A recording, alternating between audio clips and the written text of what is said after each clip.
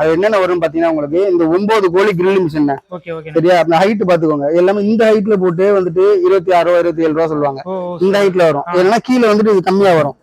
நம்ம வந்து பாத்தீங்கன்னா கஸ்டமரோட விசிபிலிட்டிக்கு அதாவது ஹை லெவல் வரைக்கும் இருக்கும் உங்களுக்கு இந்த ஹைட்ல பாத்தீங்கன்னா உங்களுக்கு கிரில் மிஷின் 9 கோழி கிரில் மிஷின் ஒண்ணு வந்துடும் அதுக்கு தேவை கட்டிங் டேபிள் வந்து 3க்கு 1.5 கட்டிங் டேபிள் அப்புறம் அதுக்கு தேவையான சின்ன ஐட்டம் மிக்சிங் பவுல் கத்தி கட்டிங் போர்டு